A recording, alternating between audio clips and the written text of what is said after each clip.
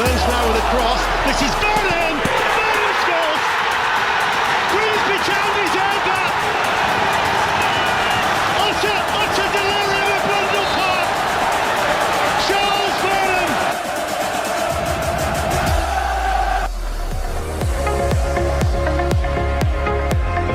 What a delivered flat post! Touchdown! Penalty, great composure! Brian Mbeumo, he doesn't miss, does he? The customary short run up for Brian Mbeumo. Stuttering run up, and hits the crossbar! Manchester United are out! Brian Mbeumo has rattled the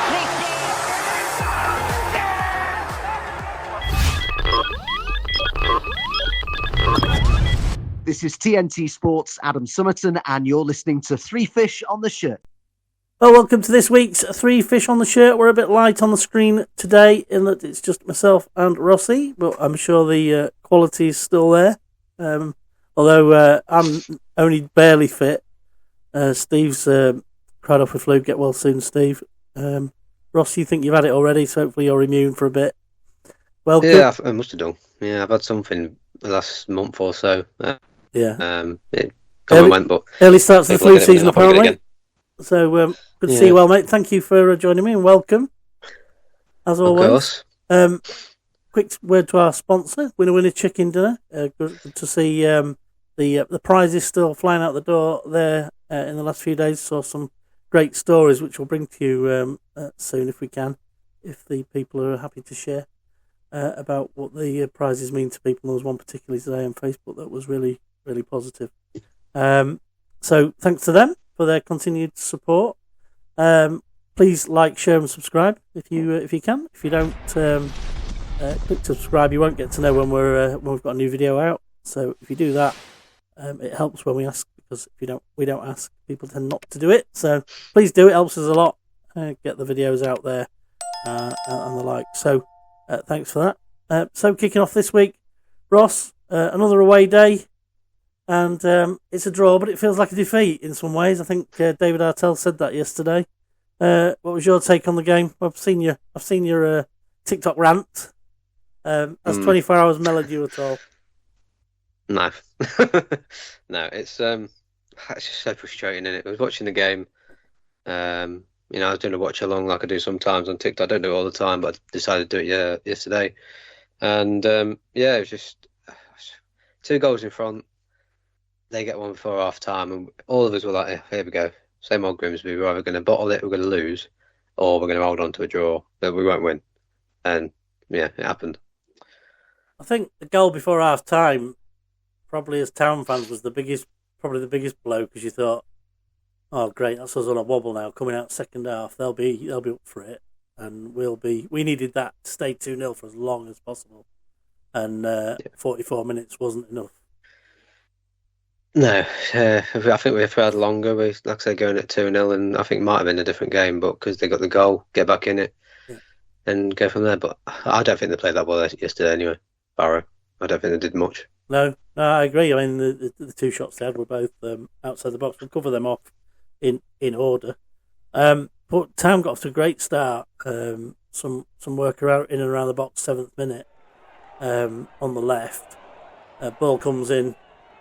Green gets a header more or less on the line and directs it back across. And Rose is there to nod it in. And I think Rose, that's what he gives us, isn't it? Is that box in the box. And he did it last week against Ebbs Fleet. He's done it again today. That's one of the things we miss about him, his experience and his nous. Yeah, I think I said this to someone else, that it's basically the kind of goal you got against Ebbs Fleet, like I say, right place, right time. It seems to be the way it is for Rosie. There's some people are saying that he's not the Rosie of old, but he's got experience, bags of it. People saying he might not be good enough in the starting 11 now, but he's come in and already scored a couple of goals. Absolutely, yesterday. Yeah. He's a striker. He's an out-and-out striker. He's there always where you need him. Where with KB, he's never really in the spots where you want him. So he had something different, and yesterday he added a goal. So happy days. And it was interesting to see them lining up together as well yesterday for the first time. Yeah. Which was I've been calling out for it all season, the 3-5-2 and or 3-1. According to Andy Wing, that threw him as well at the start, and he said he should have changed it straight away, and he didn't, and he was kicking himself for that a little bit. I don't know how much credit that is to him.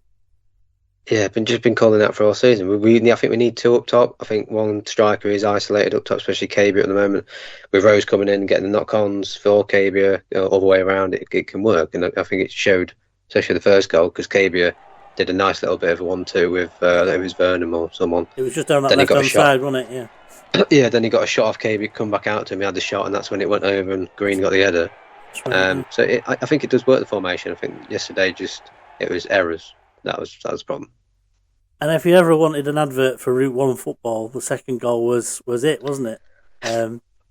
Him to Rogers, who put a Baresi-like forward pass to Green, who just did what he does best and gets forward. Obviously, it got to the point where he gets near the box and he's thinking, oh, I might be in here. Sees the keeper slightly off his line, and there's only really one place he can put it to score, and he gets it right. It either looks really daft, doesn't he, or he does really well, and either goes over the bar or goes straight to the keeper, and there's a little envelope of goal, and he found the sweet spot, didn't he? Yeah, it's a funny one, because when I was watching it, the thing you saw, it went to it cut off to I think they're showing a replay, and then when it come back onto the actual live screen, Greeny had lobbed the keeper and it's gone in.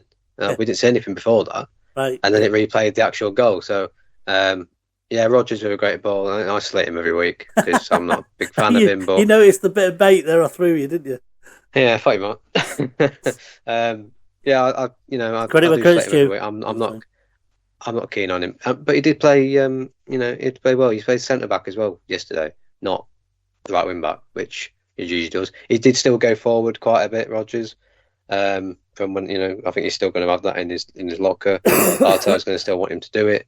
But it was a first class ball over the top, and Greeny did well to run onto it and lob the keeper. Whether or not the keeper should have been coming out the way he did, I don't know, but he did, and that's the end of it. I think that's one thing I like to see, but a little bit of variation. Yeah, you don't want them shooting from 25 yards every 5 minutes or oofing the ball along every 5 minutes.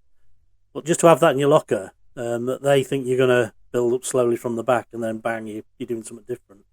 It's quite a good tactic, I think. Yeah, it's something you kind of need in a player, any player, to be fair.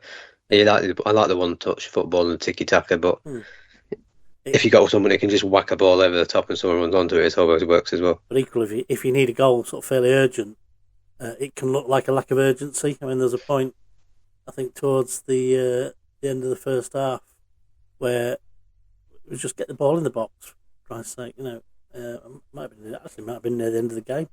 They were faffing around with it down the left-hand side, back and forth to each other. Get it in the bloody box! But that's fans for you, isn't it? We are what we are. We know what they've been given. But 2-0 up, 13 minutes, and you're thinking happy days. But you're never comfortable as a Town fan, whatever the score is. You need at least a 3-0 lead to be anything like thinking, we could get a draw from here at least. But as the game went on, I was getting more confident we would do okay. And then it's just those bits of defending. We don't seem to get tight enough in certain spots. I remember last year at Barrow there was an attack. There was 3 players around the guy who had the ball going forward. There was one man out to the left. The whole defence shifted over to their left, leaving Barrow's man on their left exposed to just finish easily. Today, yesterday, it was a snapshot from the edge of the box. And God knows what's happened with Pim, because he's either not seen it or he's seen it late or it's been deflected and we didn't see it. But regardless of that, it looked like he ought to have had it. Yeah, I thought Stevie Wonder had a good game and goal yesterday. But I don't know what had gone on. I've looked at it many times. I've slowed it down. Well, that's what we do as fans. We try and figure out what's gone on. But I couldn't see a nick at all the way through. So I've got no idea what Pim was doing. I don't know if he's wrong-footed himself. He's gone over on himself. I don't know. Has it gone through legs and he's not seen it till late? I don't know. I really don't. But it's gone in. I was fuming when it went in because it looks like it's an easy save. Yeah. The shot was. I don't think the shot was that great either. No, it was, and it was the wrong time. And it's never a good time, is there? But just a minute before half time, that really you think, oh, really, 2-0? That's a chance to consolidate. Get your thoughts together, get him in the shed, and have a chat with Big Dave, and in the shed. Yeah. And you end up not where you want to be. Disappointing that. And then came up for the second half, and we were okay, but we didn't really threaten that much, did we? Didn't really create anything of note in the second half. No, I thought it was one of them where you've come out, you need to get another goal, just to try and again get that lead where you feel a bit more comfortable, and we just didn't seem to want to do that. And when we did it, actually, when we started to, it was already too late because we'd conceded again, and then it was a bit of panic station. We had a couple of times when I think Corey had a couple of efforts where one went about 10 foot wide, the other one, that was the closest one. The other one was a corner flag, I want it, and it felt like it in my frustration at the time. But he's got to do better with some of that stuff. I mean, he's getting a lot of criticism for his finishing yesterday because we know he can do it. Yeah, he's scored a few goals, hasn't he? I think it's 4 this season he scored, and which is an improvement. We know he can. Yeah, we know he can score. But yesterday he had the one from the corner. He was actually on his own. He had no one around him. He was running in. Yeah. So if anything, he could have took a little touch and then hit it because the keeper was on one side of the goal anyway. But the effort he had, it wasn't a clean shot. And then the second one, might as well hit it to the ball boy. But knowing how he can hit a ball, the number of times he scuffs it there's got to be a technical or a mental thing in there that says he either shits himself when it comes to thinking, I'm in here, or he thinks about the ones he's missed in the past or something. I don't know. I don't know. I mean, if it was up to me, I've said it multiple times, I'd have a Walker in instead of Corey. I think I'd rather him start. Walker's more of an attacking threat than what Corey is. We've seen what Walker can do anyway. He scores midweek, which I don't get. Midweek last week, he gets 2 goals, 2 assists. I know it's Everton under 21s, but they are still a threat. They're in a decent a team still from the Premier League. I know it's a lower level, but Walker still proved he's got it in him. And I just don't know why he's not starting. I think it's just because Corey's defensive, a bit more defensive minded, and Walker's not. And that's why he changes it up. Where it is for an away game. I think that's where his head is. I honestly do. But I think there's probably a time to think if we're going to be like we are, you might as well have the hope for 4 goals and worry later if you've let in 2. Didn't seem to bother Walsall yesterday against a poor Newport side. So maybe we've got to do that if we're going to be more ruthless. Pick the players that can finish. I think we do. Yeah, I was speaking to on my live. I was speaking to Alan Walker, who's Jamie's dad. He come on the live and he was speaking to me and a few others, and we was asking him, how's he getting on?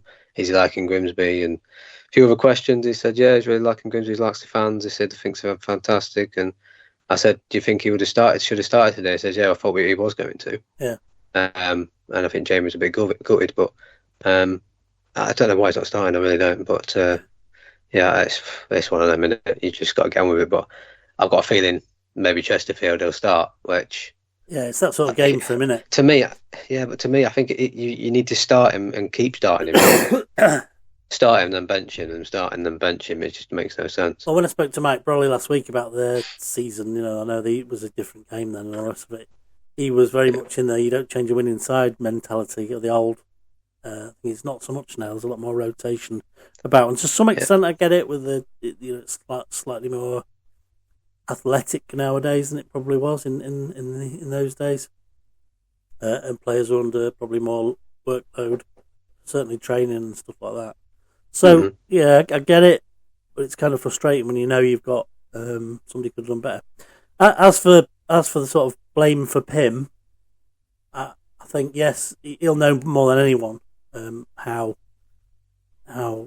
vulnerable he was yesterday, let's say, and he won't need anybody to tell him. So I think the best thing to do with him is to keep at it. I don't think he deserves dropping for one game, for one bad game. All right, it was a really bad game. But I think as a team, you're equally culpable for those misses, not us not winning the game, than you are for the goals that we conceded. I mean, I said to this beforehand, this weekend and last weekend, actually. I think Pim, at the moment, maybe he's having a little bit of a blip, bit like what Majanet's been having. I thought Majanet, by the way, had a quality game yesterday. I thought he was solid. It was a lot better, wasn't it? Back to his best. Yeah. I thought Tory played well. I remember commenting on something on our YouTube, on our WhatsApp. It was like Majanet. It was just one word, and I think it was when he was chasing the ball back down the left-hand channel, and he just like took the ball, spun round, and came away with it. The striker stood there going, "What's going on?" Yeah, I was cheering. I was cheering on me live when he was doing that. Go on, Cam. Go on, Cam. Yeah. So it's nice to see that. It was those last 2 or 3 games. Crewe, Brentford, and Ebbsfleet to some extent were all a bit. It's not Cam, which is good, really. You don't want it to be him. That's not his game. He's a much better player than that. But it's the first time in a bunch of games we've noticed stuff from him. Anyway. Yeah. And then, like I said, just blips, I think, from both of them. I think, and then, like I said, you did have players play really well yesterday, and Tory coming in for McEachran. Tory was brilliant, wasn't he? He was just so calm and collected. He's like, as they said on the commentary, he doesn't get out of first gear. So he needs to. Then he needs to get his finger out. But I know what he meant. But, it was very interesting. But obviously, in the 74th minute, our worst fears were brought to the fore when McCann whacked it in from the edge of the box. Basically, there was no pressure on the ball.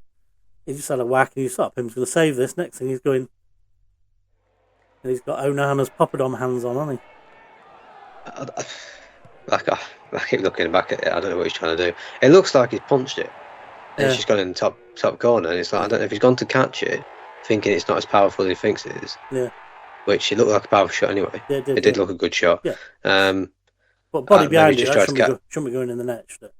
No. I don't know what he tried to catch it, punch it, parry it. I don't really know. But again, it's a poor keeping as well. I think he just had a mare yesterday, did Pim, and hopefully he can turn it around and try to get more confidence. Because we had Ebbsfleet, they scored, went underneath him. I know he's fuming about that. And it's just hopefully we can get him, we can G him up a bit and get behind him. But I don't think he's a bad keeper. I don't think he has been. I mean, all those times this season he's saved us and whatnot. We've talked about it, haven't we, on here many a time around how he's done well. And like I say, keepers' mistakes tend to lead to a goal or something nearly bad. I mean, look at Onana, for example, at Man United. I mean, he's had a shocker there. That was in fact his last ever game for Man United, wasn't it? I don't think you can swap him out either, Pim, because I don't think Charlie Casper's good enough. We've got a tried and trusted. We've basically got we've got 2 trainees as backup keepers, haven't we? One's probably further on in his journey than the other, but nonetheless, it's a gamble. But I am with you. I don't think that's on paper and in one game you could say arguably it's a drop in offence. I'm not having. He needs a rest.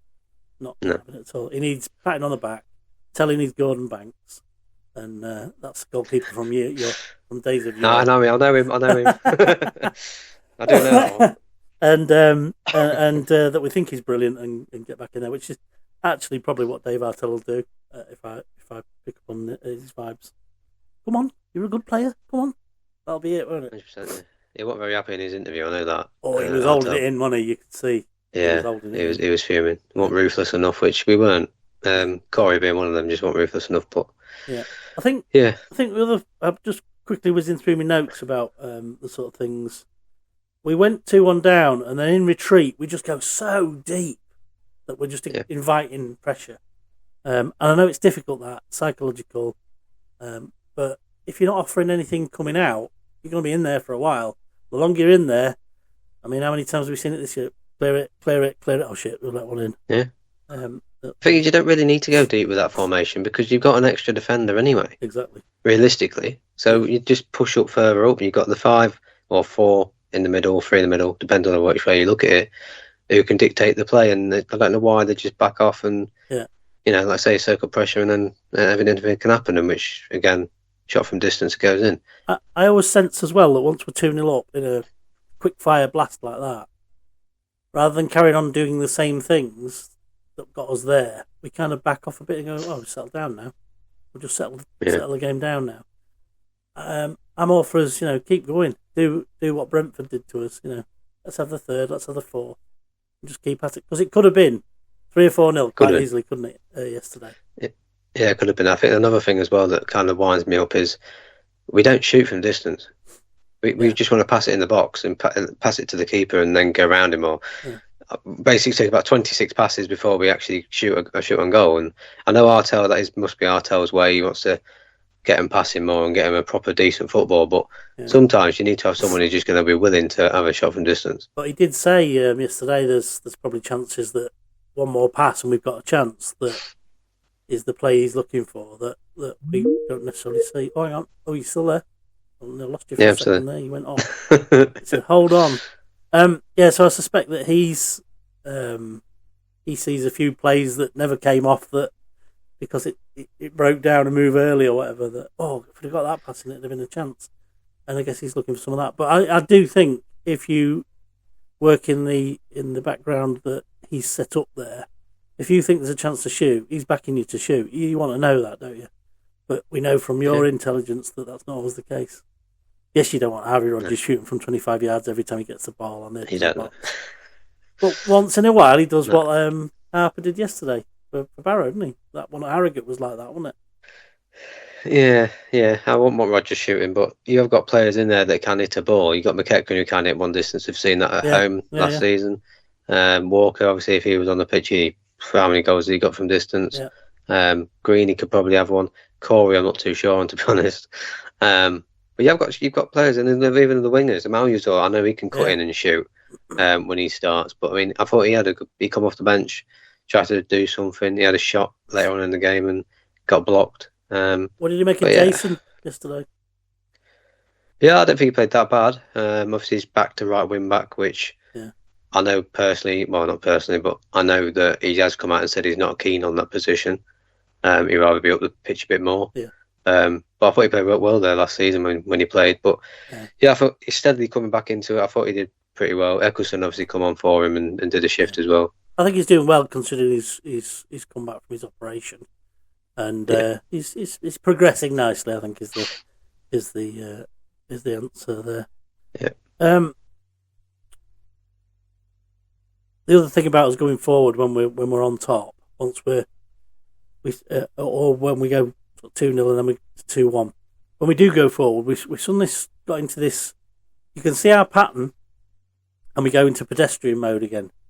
And sometimes you just know by doing those things, but just a little bit quicker, you could. That's when you create your little bit of space, and it must drive Dave Attell bonkers when he sees that pattern working. Not what he's asked him to do, but at a pedestrian pace, because it does nothing. It's easy to track, but if you suddenly inject a bit of pace into it and bang, bang, bang, that's where you create your space. And I think sometimes we stop doing that when there's no real need to. It's not like we're pressing the hard for a minute. It's easy to play that than be facing it. What do you think? It's they need more pace into it. I think if you are slow, which I think Ebbsfleet, for example, when we played against them, and it's Ebbsfleet, they're not exactly the best team, but we were pedestrian against them half the time, especially in the first half, where you need to be passing the ball a bit slicker. Yeah. But because you're so slow at doing it, they get their formation and get everyone where they need it. If you're a bit quicker and people are going to press the ball, then they're out of position. You can then pass around that position. Yeah. It works, but because it's so slow, it's they just follow the ball. You can't break. Yeah, you can't find them gaps or slots to get the ball in to get people having shots or shoot through balls. But they do need to pick it up a little bit. I do feel, but whether Artel's told him to or not, I don't know. Well, they're good enough, aren't they? We've seen them do it, and that's the thing. Amalazor could have snatched it for us near the end. What did you make of that chance? Yeah, I think he should have hit it sooner. I was screaming at the CV. I hit it! It's KB. I think KB really wound me up and all at the end. I don't know if it was that effort or what Amalazor had, but before that, he had a clear way of putting the Maljuzor through on goal. Yeah. It must have been about the 87th minute or something stupid like that. He could have played him through, and he kept on to it another 2 seconds where the defenders then come and cut him down. if you played him through, might as well throw anything could have happened. But yeah, the shot itself got blocked. I think he just did that soon. It might have had a better chance on goal, but I just feel like we did have enough to win that game yesterday, and we just definitely because of errors we lost, and that's the only reason. That chance you referred to, I wonder if that's the chance that Artell said one pass at the right point and we're in. Probably is. Yeah. Like I said, I spotted it and I was screaming at KBO. I was fuming. But he needs to step up his game, KBO, because I think a lot of people are getting frustrated with him now. He's learning. I mean, and it is a big step up for him. He started well. He's had a bit of time to consolidate. You know, I hope sure they're working with him, improving him. That's what we need to see, though, isn't it? Needs to be quite quick. He does, but how much time do you give him? Because the season's getting on. Yeah, the season's getting on. We have got other players that could probably go there. I mean, I think if Cam Gardner was fit, you just stole me thought there. Absolutely. I was just going to say that he'd be in there. Yeah. He'd be in there instead of KBO, and it would be maybe KBO. Gardner and Rose up top. If he could replicate his Man U performance every other week at least, and have an average game in between, he'd be first choice, wouldn't he? Because he was absolutely on fire. Yeah. Because I haven't got him since March is it now? This is a shame because we've got so many games up to then, and we kind of need someone else. Since Bell obviously wasn't in the squad yesterday, I don't know if what's going on with that. Obviously he's just been called up for Thailand, or we're going to be representing them anyway. We have got some strike options. Amauzor can play striker as well. Yeah. We have a lot to do. Rose and Amauzor up top. Amauzor's got the pace, he's got the strength, and he seems to be doing a lot better than KBO in a way. I know he plays a bit of a different position. Physically, they're not the same thing, and that I like that. It's not just like you got all the same, but we're missing that physical presence in some ways, aren't we? Yeah, I think Rose has it in a way. He just does the donkey work, and I mean yesterday he ran back to midfield like a CDM spot, and he ended up doing a crunching tackle on someone and winning the ball. But that's just what Rose does. He's always been like it, hasn't he? You do need that, but I think you do need someone else up top with him just to do the running off him, because he ain't got the pace, Rose. He never has. Agreed. Man of the match? Well,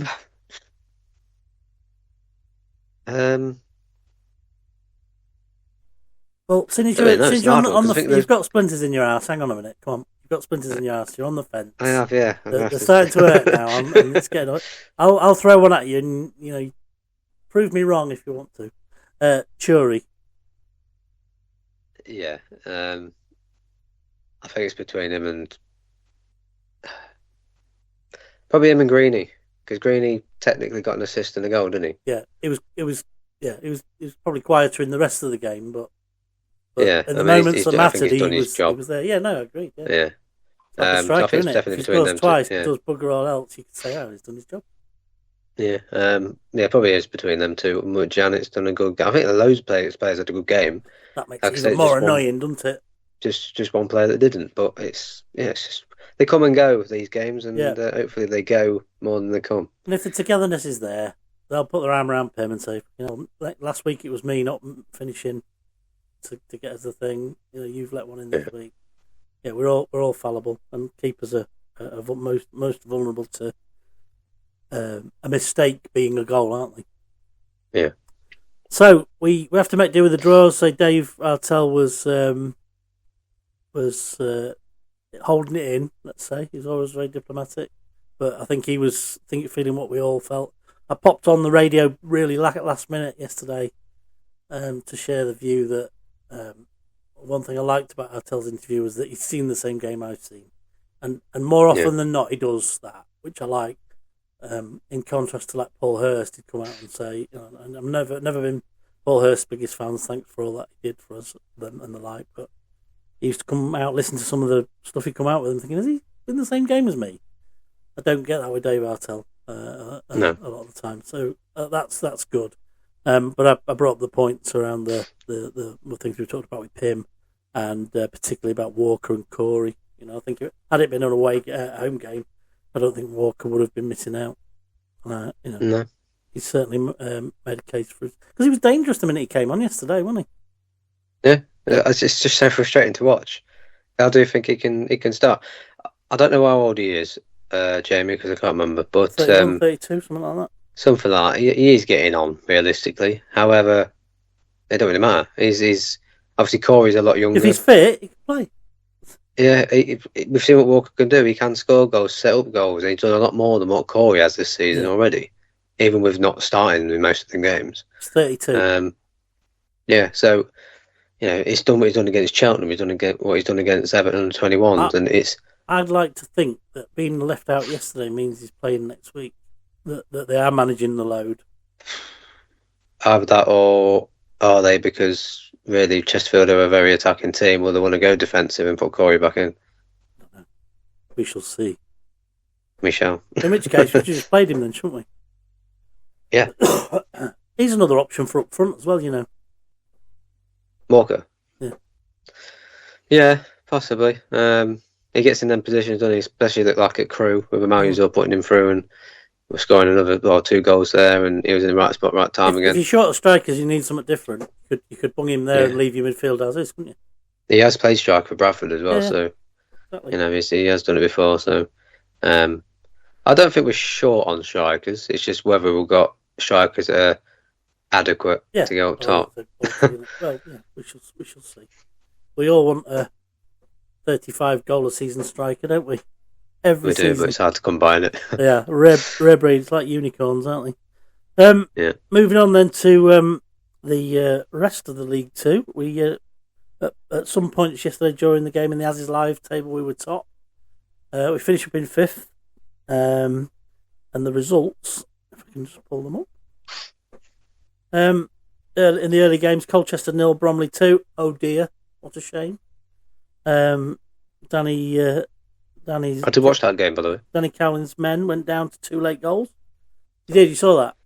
Yeah. I did watch it, yeah. I saw there's 2 half-12 kickoffs, and I picked that one to watch. And it was. I thought Colchester should have won it. To be fair, they battered them first half, especially. Bromley though, good for 2 goals a game, really, aren't they? They're all the home games bar 1, they scored twice, and the one they didn't score 2 in, they scored 3. Yeah, exactly. Their first goal, Bromley, was one of their centre backs, great header in the box, and then Michael Cheek gets the second, and almost could almost say to you who scored for Bromley. You'd all say, well, if they scored, Cheek will be one of them. Yeah. Next up, quick cough out the way. Crewe 3, Shrewsbury 1. Shrewsbury really struggling, aren't they? I really can't. Yeah, I actually had, you know what, I had Shrewsbury to win in my prediction as well. Did you? Because the last couple of weeks they haven't played that bad. No. And I thought Crewe are very hit and miss when they want to be. But I think Tommy O'Reilly played really well. Get for Crewe. Omar Bogle scored as well. Yeah, 93 yesterday. Took his shirt off, celebrated to the fans saying I'm back. Does that mean he got a yellow? Did he get a yellow card? I hope so. Right. Yeah, probably, yeah. But he said he's back to the fans, and that was it. Because I think apparently he's been out from May for mental health. So, all right, okay. That's why he's not been playing. Oh well, God bless him. Hope he gets better soon. Then, if that's the case. Barnet 2, MK Dons 2. Good result for Barnet. Probably a point drop for MK Dons, or a couple of points drop for MK Dons. You'd think it'd be their view. Although they did better than we did there. Yeah. But they were behind for big chunks of the game. Got it back with about 25 minutes to go. Mendes Lang equalising. Town 2, Barrow 2, obviously. Bristol Rovers 0, Gillingham 1. Clark with a winner there. Great penalty miss from Gillingham. Straight at the keeper, he just stood there and carried it down and collected it. Which went down really well with the Gillingham fans, but they managed to hang on and win 1-0. And Bristol Rovers are on a shocking run, aren't they? Yeah, I don't know how many games it is. How many games is it now? 2 or 3 games 4-0, 4 conceded at home. Yeah. And now they've conceded against Gillingham. In the table, I don't know if it tell me. I know they won in the FA Cup, didn't they? They beat Bromley in the FA Cup. They're 17th and they've lost the last 5 games. So they won the 6th game, and then since then they've lost 5 games on the trot. Mental, isn't it? Yeah. I had them to win the league as well. Well, we'll have to be revisiting the predictions at Christmas and then at the end of the week. Oh, that's the other thing. We're doing our little league table, which we'll come back to later, which we had everybody in top position at the weekend. We'll come back to that. Chesterfield 3, Accrington 3. So Chesterfield raced into a lead. Tom Naylor got a goal back from just on the stroke of half-time to make it 2-1. They came out, scored straight after half-time to make it 2-2. Went ahead and then blew it at the end. 3-3. Yeah, Accrington, one of them teams as well, aren't they? That it's just such a bogey side to go against. Awful, or they just pull a result out, don't they? I don't understand it because they have got some nice players. I think it is Wally scored and Wharton. I think Wharton scored as well from Wharton scored. Wharton's that's yeah. Yeah, Wharton didn't score yesterday. Caton was the other one. Yeah, Wharton scored twice. But yeah, they're just one of these teams that they just end up scraping results somehow. Yeah. Against teams you think they shouldn't be beating, but fair play to them. Another team that are a bit like that, Crawley 2, Fleetwood 1. You'd think Fleetwood would be wanting to get a result there. But they did have a man sent off after 10 minutes for a second yellow. That's an early start for him, isn't it? Getting stuck into the yellow cards early. I did have Crawley to win that match. Yeah. I just didn't think Fleetwood would do that well. I don't think they're that good anyway, Fleetwood, to be honest. Yeah. Yeah, Zach Medley picked up 2 yellow cards for fouls early on.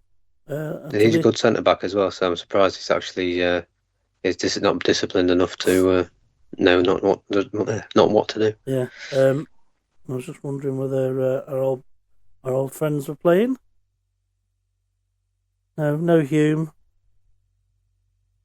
No Davies. Malarkey was on the bench. And Will Davies was on the bench, but not Davies that was with us last year. Harrogate 0, Oldham 1. They've pulled another result out there. Harrogate, horrible place to go when it's us. Other teams seem to go there and manage to win. It just doesn't it? And they ended up with 10 men as well. Newport 2, Walsall 4. Newport went in front. Walsall pulled one back straight away. There's Carnu. They got it back to 3-2 just before half-time. And then there was only one goal from a Mariner, Reece Brown. They got the fourth, so good win for Walsall, but Newport are getting turned over quite regularly as well, aren't they? Yeah. I did see a comment yesterday, and I did respond to it, that said, anyone got Jordan Wright's telephone number? And I just posted him a little clip of that goal the other week against Cheltenham, where he got the ball in the box, just tapped it to the the central midfielder who just launched it into the empty net. Yeah, I said no, thank you. Salford 0, Cambridge 0. So that's a proper workman-like performance from Cambridge. You can imagine, can't you? At the Peninsula Stadium, 2,764 there. Shocking, isn't it? It's not great. Shocking. I mean, I've been there once now. I haven't been there before. I was going to go this season, but I can't bother. Anyway, I got there and the season before this one, and I mean, that's the majority of kids anyway. Yeah, and you get 1,200 town fans in there, and you end up with like 3,000, don't you? That's So half of them are kids, and half of them are Man United fans and Man City fans. So. Yeah. And gutted for my Tranmere supporting friend Paul and his family. Rach and the family. Swindon 2, Tranmere 1. Ollie Palmer got him in front on 74. They managed to get an equaliser 2 minutes from time, only to concede a bit of a thunderbolt from Munro on the 93rd minute. So, yeah, can't stand Swindon, not because of any of the Swindon players. There's only one reason I can't stand them, and you know what it is. So, yeah, gutted to see them get a win in the last minute. And that leaves the table with Walsall on top on 29, joint with Swindon on 29, only separated on goal difference. Swindon got goal difference of 20. Walsall 15. Then Salford in third on 26. MK Dons, us, Gillingham and Crewe on 25 in the playoff spots. And then 8th and 9th and 10th all on 24. Notts County, Bromley and Chesterfield. So from top 29 to 10th is 5 points. And at points during the game, it was 2 points. Yeah, it's the league's ridiculous, isn't it? I think Notts County play tomorrow, so if they win tomorrow, they go third. Yeah, it's mad, isn't it? And they're 8th. Yeah. Who are they playing? Cheltenham. Oh, right. Oh, God. 3 points. I reckon Cheltenham. Mind Cheltenham you, at they've home, been and they haven't lost. At Cheltenham at home. Yeah, Oh, right, okay. Cheltenham at home. Steve hasn't lost a game since he's gone in, so Cheltenham's on a good I don't run. think it'd be. I don't think it'd be easy for one for Notts. Yeah, they've lost after the last 6. They've lost, won, drawn, won. So, yeah. And Notts not in that spot, are they? Notts have they're not too bad. They've won 4, drawn 1, and lost 1 out there. So a couple of teams in reasonable form. At the bottom end of the table, Newport at bottom, looking in a bit of bother, aren't they? They every week sort of seem to disappoint. Shrewsbury, similar. Cheltenham have booked up, which will worry the bottom 2. But it's a long run now from there to the end of the season, isn't it, on that many points? Harrogate, Accrington, Crawley, Tranmere. There's not a lot of points kicking around at the bottom. It's tight there as well. 5 points between 24th and 18th. And Bristol Rovers, who we just mentioned, obviously, just above that. They've lost the last 5.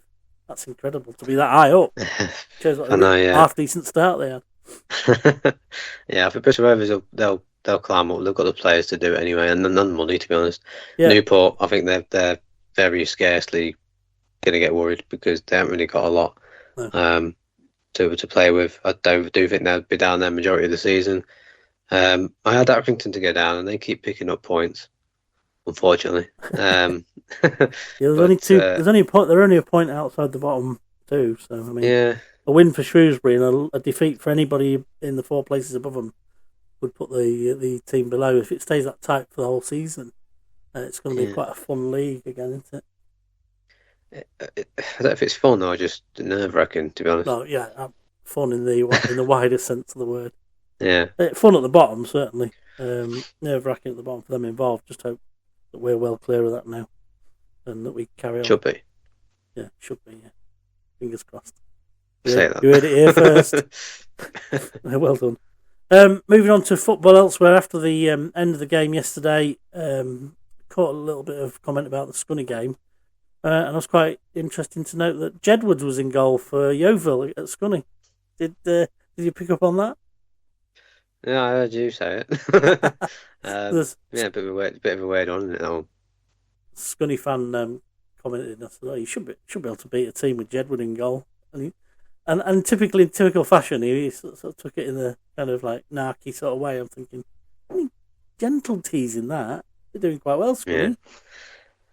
Yeah, they are. But they're top of the league now. I don't know off the top of my head. I will check. Yeah, but I think they're definitely up there. I'm pretty sure. I know they were second. I think last time I looked. So that's National League. The 4th, actually. The 4th. They were top at one point. Carlisle are top on 39. Bournemouth on 38. Rochdale 37. Scunny on 36. Bournemouth are doing well. Yeah. York not running away with it this year. 6th on 33. And Southend on 29 to round out the playoff places, and then out just outside that Town's opponents in the next round of the FA Cup, Wealdstone, which is another interesting segue for us. What did you make of the draw? You rolled your eyes. The one saving grace is it's at home. That's not a saving grace at all. I'm an away day. I'm an away day kid. Yeah. I can't stand. I can stand being at home, but I just wanted it. Just someone different. But Wealdstone, I'm not looking forward to the game. I'm absolutely dreading it. Revenge. I do think the way they're playing, the way they're playing, a lot better than they did before when we played them last season. Revenge. Yeah, we are. I think we're going to struggle, but maybe struggle. It's one of them games you're never really sure what's going to happen here. No, when we were in the National League, I was working down south somewhere, and it was a Tuesday night, and I went down there away, and it was god awful. It was the time when McAtee was running on empty, and he was trying to keep going, and he ended up coming off. John Lewis is up front, couldn't hit a barn door with a banjo, and it was just awful. And we'd won like games and games on the trot. It was just, we were top at the net on that night, and it was kind of top of the league, having a laugh, and we lost 1-0. That's pretty awful. Interestingly, that night, in goal was for them was George Wickens, who's now Lincoln's keeper, if I remember rightly. All right. Yeah. I don't think it'll be an hard game though. It's going to be if we can do it, we need to do it, especially after last season. Like I say, get revenge on them. Do it properly. But yeah, I'm hoping if we do get through, then round 3 is a decent decent Home game. game. Yeah. No, away day, yeah. No, but that's at that point. Yeah, everybody's looking for the big away day, aren't they? You know, we're not going to win it, so let's have a Spurs away or something like that. The ones we were talking about, in the League Cup. It'd be nice to be having that conversation again in a few weeks' time, wouldn't it? Yeah, but you look at some of the other people that they got, like the other ties, and it's like, why can't we get something like that? And they get, the Warsaw are away again. Yeah. I think I speak to someone who I know is a Warsaw fan, and he's saying that they always get away games in cups. I think they're away to Gateshead this round. Okay. Well, that's an awful and he says place to go, though, isn't it? Not that Gateshead's awful particularly. It's the ground. It's like a running track round it and all that crap, isn't it? Yeah, he said, I don't know if I can bother to go. I said, well, that's up to you. But you get some others. I'll go. Yeah. I'll support Warsaw for a game. Why not? But I do miss. Yeah, I do miss away days. I don't even know when my next one's going to be. To be fair. Yeah, I've not really had a look. So, what else have we got on the agenda this week? Any chip related news this week? We're missing chip news this week. Where's the chip news? We ain't got any. No, I don't think we have anyway. I know Pips is open this weekend coming. Yeah, that's good. She'll be open next week. She got a telling off last week from me, and she came back to us. Thanks for listening, Pip. We appreciate that, and we understand. Everyone makes mistakes. We win together, we lose together. It'll be good to. I'm gasping to go and try their food, and it'll be good to do a little piece on that. So better make it good. Aye, shall we go? I hope after we're going to when Tranmere come down on that Thursday night. My little one's going to be staying over to my mum, so my missus is coming that night. All right. Okay. The first time she's been to Grimsby this season, because obviously usually has a child. So there's quite a lot of us coming from for the Tranmere game, including Mr. Crazy Tranmere fan himself. Yeah, Dave, is it? Is his name Dave? Dave. Yeah, Dave. Yeah, you should know. It's your name. I saw him getting tanked up yesterday on some video. He was knocking back. I thought, oh no. Messaged him. We messaged this morning in the group chat, and said he was feeling it this morning. He was on it all night. I think it's Swindon. Yeah, I was thinking that doesn't look like it's going to end well. No. So that pretty much wraps up everything for this week. It's been a bit of a flu-ridden week for me. The Mike Brolly interview's gone down really well. I've had a few comments back about that. Apologies for the lack of pictures of us.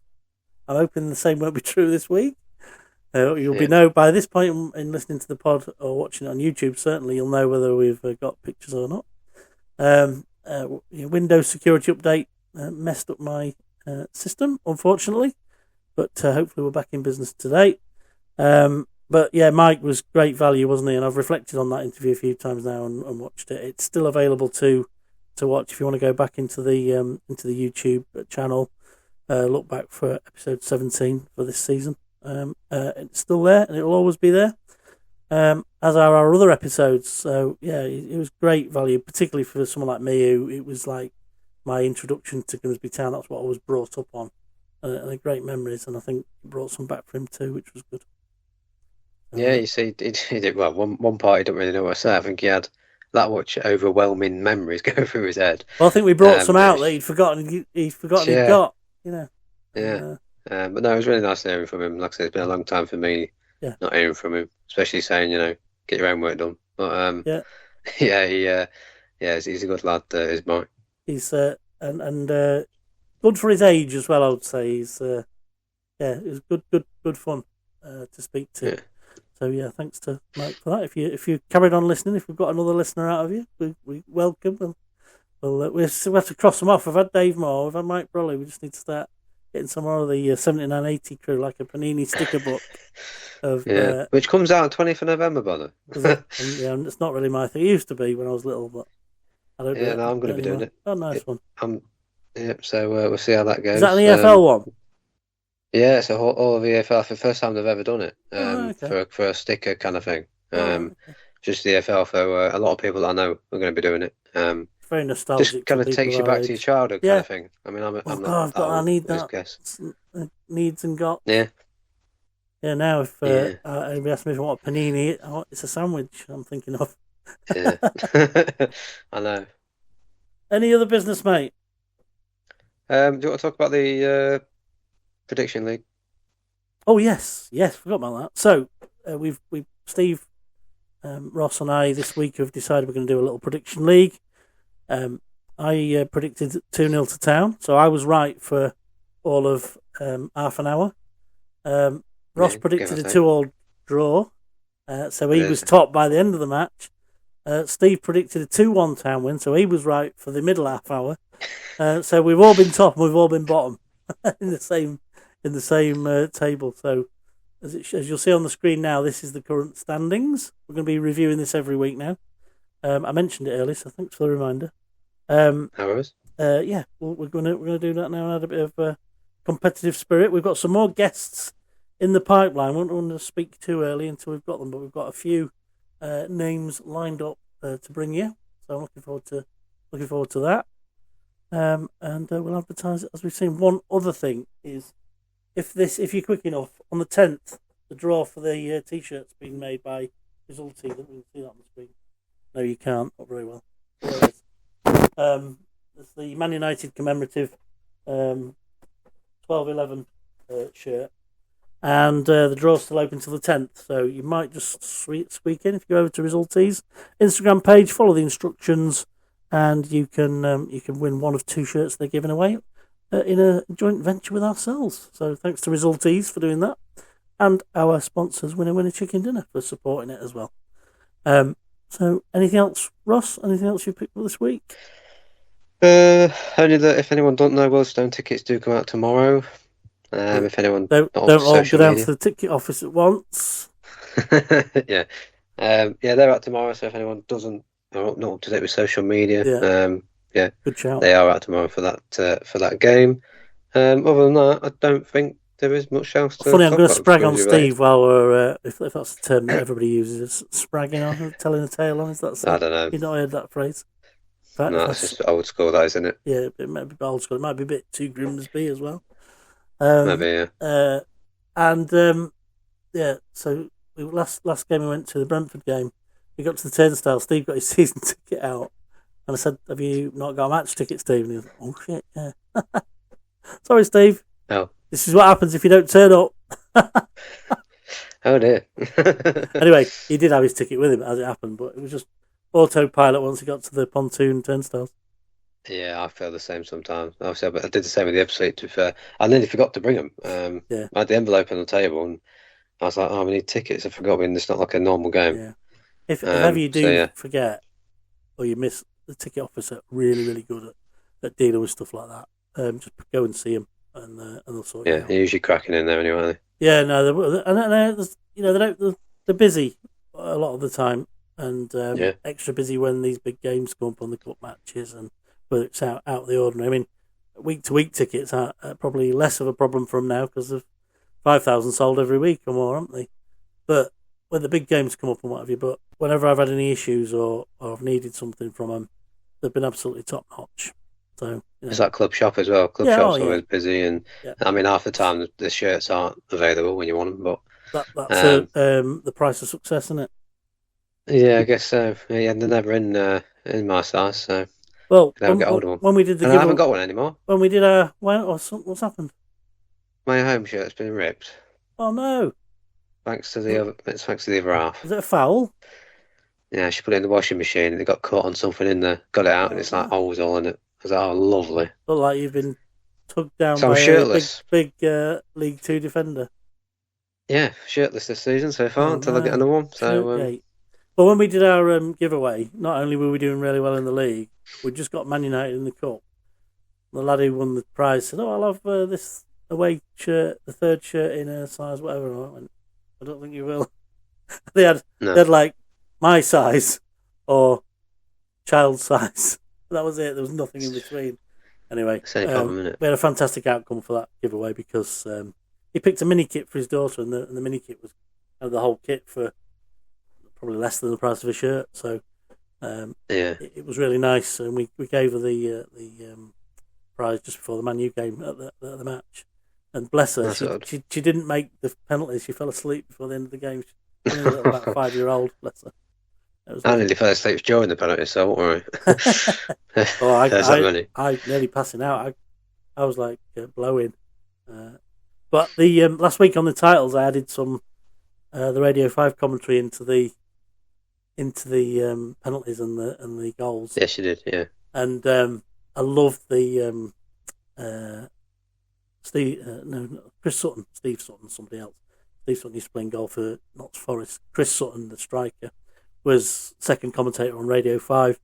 And he goes, Mbuemo, he doesn't miss, does he? And I thought, yeah, that was a brilliant one, so I just slotted it in just before he took I saw him before the Man United game that night. Yeah. He was there, and he was stood with his son near the pontoon entrance as you're going in. What Steve, was it? I've got mixed up.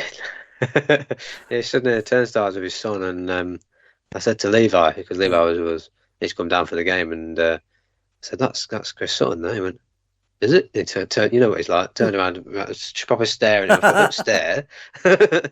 Don't look now, but... Yeah, and then there's another one. There's the famous Alan Smith. Oh, yeah. That's former Arsenal striker. He was kicking off with some of the staff in the car park because he couldn't get parked where he wanted to get parked. Yeah. Mind you, our players have that problem, don't they? Yeah, last week was horrendous. Yeah. Anyway, that side of the club, we'll not comment on that. Ticket office, club shop, perfect, brilliant, love it. Well done. Well, yeah, and in fairness, they are the unsung heroes of the club, aren't they?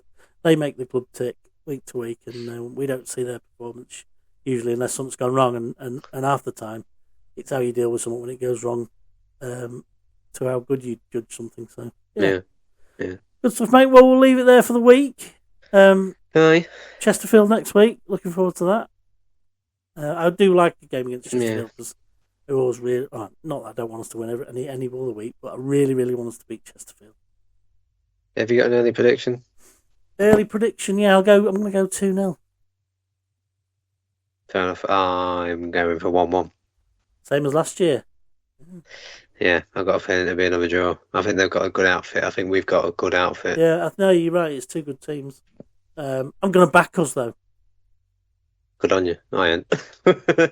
on that bombshell, we'll leave it there, mate. And we'll say for the last time this week, up the Mariners! Up Mariners.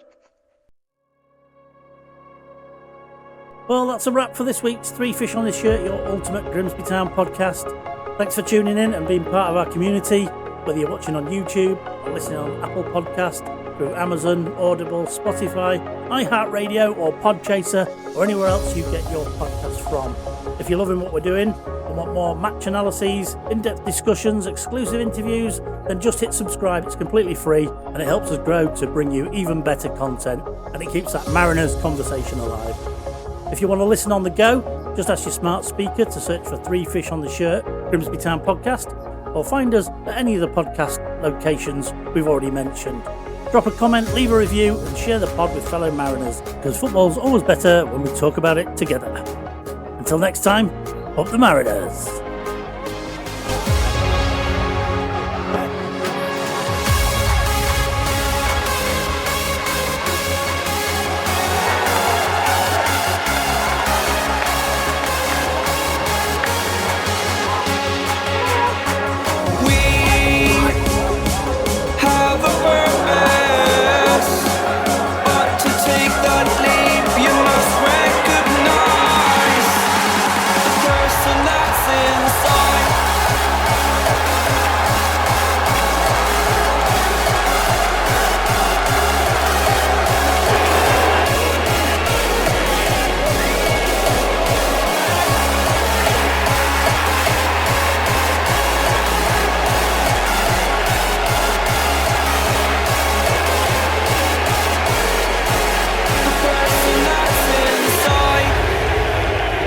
Believe me,